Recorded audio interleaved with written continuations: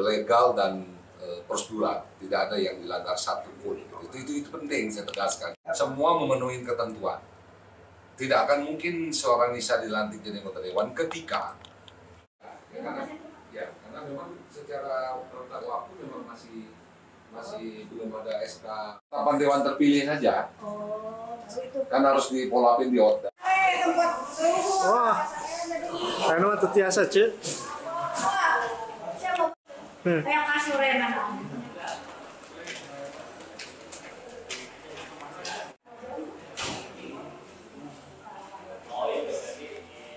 Jelas ketika saya ketemu dengan Pak Ketum Yandri Susanto, saya bukan ketua umum, tapi yang jelas Toriko ini sebagai aset partai kader yang sudah berpengalaman, dia jadi dewan, kita segera wajar.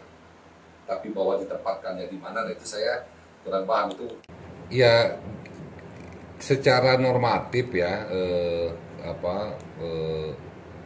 pergantian itu kan lumrah saja terjadi itu. Karena gini, ketika yang urutan yang terpilih sebut saja Toriko mengundurkan diri, maka penggantinya sesuai dengan ketentuan undang-undang kan suara kedua di bawahnya. Nah itu saya kira clear. Kenapa? Karena kan secara administrasi kan sudah terpenuhi. Saudara Toriko mengundurkan diri, proses pemberkasan di KPU berjalan, di OTDA berjalan, di SK Kementerian Dalam Negeri juga berjalan. Tidak ada yang dilanggar secara normatif pada administrasi memenuhi syarat. Karena kan ketentuan PAW itu berhalangan tetap, meninggal dunia atau mengundurkan diri. Nah, saudara Toriko mengundurkan diri. Alasannya apa? Ya mungkin oleh partai kan ada penugasan lain ya di tempat lain yang mungkin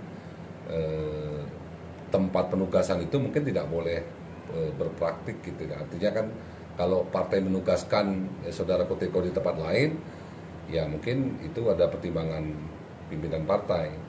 Dan biasanya kalau penugasan tempat lain itu kan tidak boleh anggota dewan aktif gitu atau tidak boleh pengurus partai kan. Nah tapi saya tidak tahu ketua umum menempatkannya nanti di mana. Tapi yang jelas pimpinan partai berkeinginan untuk menempatkan saudara Toriko di tempat yang lain. Tetapi kalau bicara syarat normatif ya Mbak Nur ya, itu sudah terpenuhi, tidak ada hal yang dilanggar sama sekali. Dan saya kira kita berikan waktu juga lah pada Nisa untuk berkarya di sini kan. Jangan juga kita menjudge orang, karena kan dia kan dalam konteks dilantik anggota dewan memang suara kedua. Artinya kan kalau dia suara ketujuh atau keempat naik ke satu mungkin agak jomplang. Ini kan enggak, dia memang suara kedua. Setelah Toriko kan suara tertingginya kan Nisa. Nah sementara yang suara pertama memang sudah ditetapkan awalnya itu kan Toriko oleh KPU sebagai dewan terpilih. Tapi yang bersangkutan sebelum ada proses pengeskahan ke Kementerian Dalam Negeri kan sudah mengundurkan diri. Nah maka otomatis ketika dia mengundurkan diri maka yang menggantikan itu adalah ya suara kedua. Dan secara administratif ini kan normal, tidak ada yang ganjil gitu loh. Normatif saja gitu.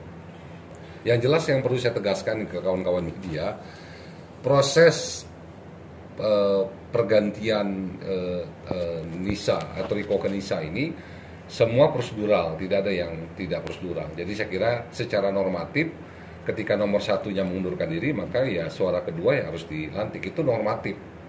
Ketentuan undang-undangnya terpenuhi dan itu tidak ada yang dilanggar gitu. Pak, untuk penugasan nanti dari partai kepada Bu Nisa itu mau di komisi berapa sih? Tadi kita udah rapat.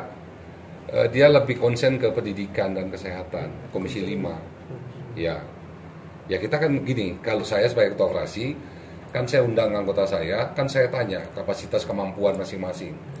Ada yang di pertanian pengennya, ada yang di pembangunan di 4. Nah Nisa saya tanya, salah satunya saya tanya Nisa. Dia akan condong lebih ke kesehatan dan pendidikan, berarti Komisi 5. Ya mungkin kapasitasnya di situ, kan kita nggak bisa memaksakan orang di luar kemampuan. Tapi saya yakin beliau insya Allah mau belajar lah. Ya, saya juga dulu jadi anggota dewan juga nggak bisa apa-apa kok awal pertama kali, Bang Husin ya. Tapi kan bisa gitu, karena biasa gitu. Ya saya kira gitu.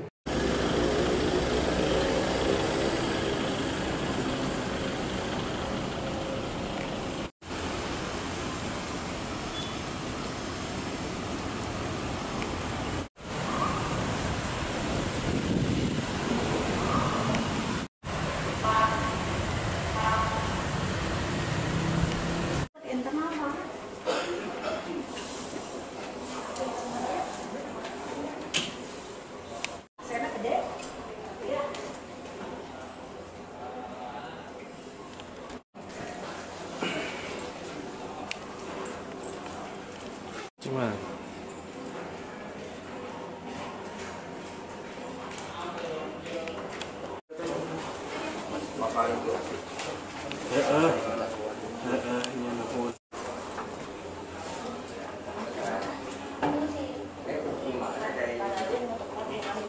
tadi saya nyimpan itu. Oh iya, sama si Gilaci ada buku sama. Ya, mulai jadi yang ngelopok sini sana ya. Kita lain-lain orang mau ngejawab ke booking. Hati udah depan belum? Udah. Jalan aja. Iya, hari pertama tadi rapat fraksi, rapat paripurna, yang baru tadi juga ya dirapati, ini juga masih hari pertama banget. Ya kita lihat ke depannya. Denisa. Kalau saya gimana pun misalnya. Iya, hari pertama tadi rapat fraksi, rapat paripurna, kita nentuin komisi bareng-bareng sama fraksi gitu. Mungkin untuk kinerja 100 hari mendatang sendiri seperti apa menurut? Kenapa? Ada target untuk 100 hari mendatang? Target ya ada beberapa target kan baru tadi juga ya dirapati, ini juga masih hari pertama banget. Ya kita lihatlah ke depannya gimana. Denisa mau ambil tadinya di komisi berapa teh? Insya Allah itu masih dirapatin, belum pasti, jadi saya mau ngomong sekarang, nanti kalau misalnya sudah pasti nanti juga ini sendiri. Tapi kalau ditempatin di komisi ini lebih cocok kemana? Kalau saya gimana pun misalnya ditempatin komisi berapa aja, insya Allah siap, yang penting jalanin amanah ya.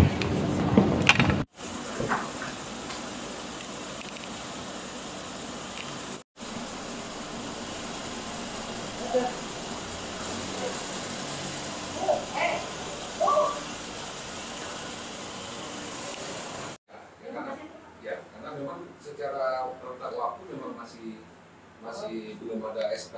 Tahapan dewan terpilih saja. Oh, itu Kan harus di follow up-in di